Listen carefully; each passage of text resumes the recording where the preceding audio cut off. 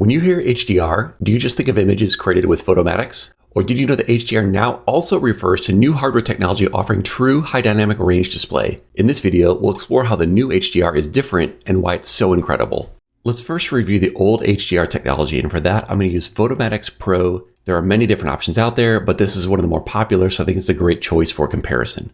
And then to begin with, we need to give it some kind of source content.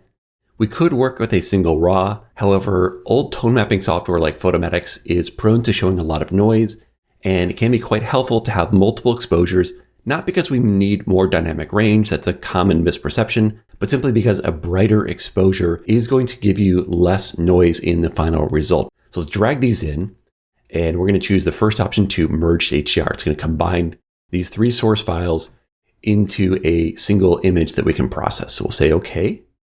And it's recognizing our different exposures. We're ready to go. So we'll move forward to choose the merge options. And in here, these are options primarily designed to help us deal with the fact that the old HDR, which is tone mapping, tends to produce some problems with ghosting because we have multiple exposures and there may be changes such as things moving, and the option to reduce noise, because this is definitely a problem as well. And there's several ways to address it, but I think these are good options to turn on. So let's go choose these. We'll move forward to the deghosting options. And in this case, I'm just going to let it use the automatic deghosting. There are several ways we can address this as well. The point of this video is not to get the perfect image out of Photomatix. I just want to show you how what it's trying to do is fundamentally different than the new HDR. That's the key thing I want you to take away from this video. So we'll say OK. And now we've merged things into a single image. So here we can see this result, and it's obviously not very attractive. What we're looking at here is a 32-bit image displayed in the old SDR, or standard dynamic range. So monitor technology going back to the early days of color, and it's only about 8 stops. So we don't see that here, but this data has the full range. Everything that's white here is kind of blown out. But on the top left here with this little preview window, and notice as I move around the screen, now I see color in the sky. And if I go into the shadows, I can see detail in the trees. So what it's doing is it's showing me a bright version of this dark content and a dark version of this bright content. But it can't show me both at the same time without either clipping highlights, clipping shadows, or reducing the overall contrast. Somehow we need to get from this extreme range of light from the real world, which our camera could see, down to the limited range that a standard dynamic range monitor can show. The old HDR is taking a lot of dynamic range and throwing it away, going to something which is low dynamic range. And in fact, Photomatix tells you this.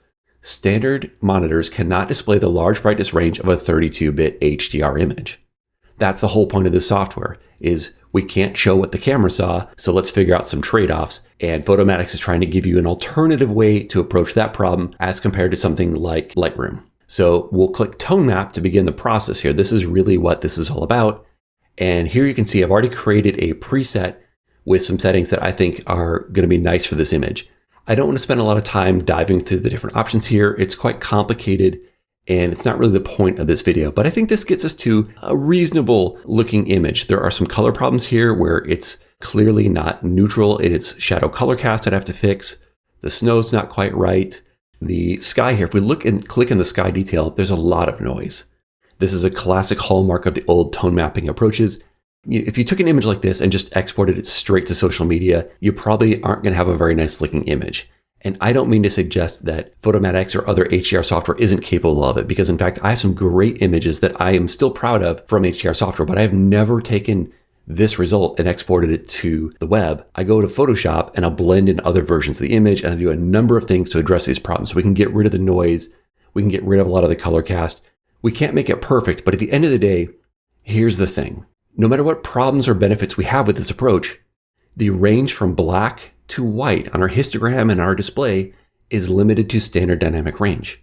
That's all we get. That's the maximum that this can offer. There are different ways we can approach that problem, but we always have a monitor which does not look as good as what was captured by the camera. Now, we could try different approaches, right? So this is my approach, and I think it's a fairly tasteful approach that it needs some work. I would go to Photoshop and certainly improve it further from here. We could look at some of the other built-in options, right? So there's sort of this balanced option, has more of a classic kind of high contrast look. There's this photographic preset that is really just making the image dark and not having a lot of that typical HDR benefit. This painterly one, this is that classic terrible looking HDR that was never a good idea. The shadows are way too light. There's halos around the building. The colors are garish and awful. It's just, there's nothing nice about this. And this is even worse with a grunge or something like this smooth. They just don't look correct. But I think you can get to a decent place with something like this. And then with additional work in Photoshop, get to a pretty good result. But ultimately, you've still degraded the content to fit the limits of a less capable monitor. So let's switch over to Lightroom, because now we have a new option with a new HDR. We can take a different approach. So I have the same 3 original exposures here. These 2 are ones I've already processed. We could merge these to HDR in Lightroom as well. So if I select these, I can right click, I can say Photo Merge HDR, and it would combine them into one larger dynamic range source file. It's completely unnecessary because we're not going to have the problems with noise that tone mapping does, and we don't need more dynamic range. We're just trying to work with what we already have because the raw file is already great. So you don't need this for the new HDR. It's an option, but I would not reach for it hardly ever. So what you need is a good exposure, and this was the best single exposure. If we take a look at the dynamic range of this, if I go into the develop module, here's the original raw. Nothing's clipped in the shadows, nothing's clipped in the highlights. All of the data is contained in a single raw. So the only thing we could do with another exposure is perhaps improve any noise in the shadows. That's it. There's no other dynamic range to bring in. The scene has a lot of dynamic range, but it's not crazy. So let's take a look at the versions I have here. The first one is just a standard approach. So if we go in the develop module here, I have the same range of black to white that we had over in Photomatix. But the result is different. The approach in Lightroom uses a different way of approaching this problem. If we go look at Photomatix with my version here, you can see that my color cast is obviously pretty different. The overall range of tones is different. And those are choices. I could, of course, boost the shadows to the point they're unrealistic in Lightroom. That's an option. I could go into Photomatix and I could play with the tonal compression to get a higher contrast result. I have these creative options, and I'm not trying to make them totally apples to apples. It's not possible. The point is, with either approach, whether you like this or you like this, fundamentally, the range from black to white is the same. You're just looking at a different way of dealing with a low capability old monitor. When we switch to the new HDR, we need to turn on the HDR mode in Lightroom. And when we do so, watch this histogram here. This is the SDR range, the standard dynamic range shown in this graph. And when I click HDR, this will get squeezed to the left side, and it's going to show us new values on the right. So when I click HDR, now we have these new values on the right. Now there's not a lot going on here at this moment because I haven't processed for it. So right now there's just a little bit of data up in these brighter values. So from before to after, it's more colorful. It is a bit different because curves aren't treated quite the same. So it's not quite comparable. But we have the option now to process up into this range. So if I go start, taking away that highlight change that I had before, I can push values up into these brighter values. And so whether the raw inherently uses this range or I process into it from various different slider values, it's part of what I can do to an image. So let me go back to kind of where we were with the original. That's not the way I want to process this. I have a separate virtual copy of the same image process for HDR. This is the way I would process this image. So I made some slightly different choices for the HDR versus the SDR. And you can see this is a very tasteful looking image. The reason it can look so good is because the monitor can do things that it couldn't do with the old SDR version in Lightroom or in Photomatix, because I now have 1, 2, 3 true additional stops of dynamic range. Everything you see from this point to the right, these are all capabilities that only work with the new monitor technology and software such as the HDR mode in Lightroom that takes advantage of it. Photomatix cannot do this. It has to stick to this part of the histogram. So it's trying to take all this kind of information and squeeze it down to the left, but do so in a way that's not quite like just, you could take a curve, right? And we could just bring the curve down so it's like super low contrast, but it's just dark and dingy.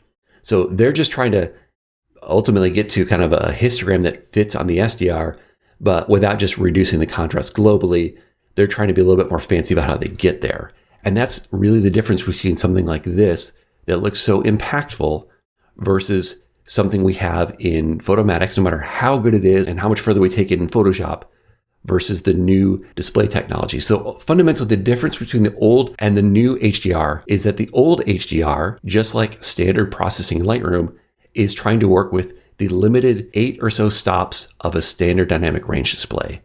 And the new HDR is giving us several additional stops, up to probably 4 stops of additional dynamic range to properly display brighter skies. So the sky is brighter than the snow that is lying below, so that the yellows in the sky are truly bright and punchy and aren't getting washed out and starting to lose color like they would in a less capable display.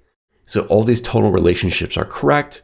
The colors look beautiful. The overall contrast is beautiful. And this is much closer to what the camera truly saw and what you would see in real life. This represents the truly stunning sunrise I saw on this beautiful morning. Now to learn more about the new HDR, click to this next video.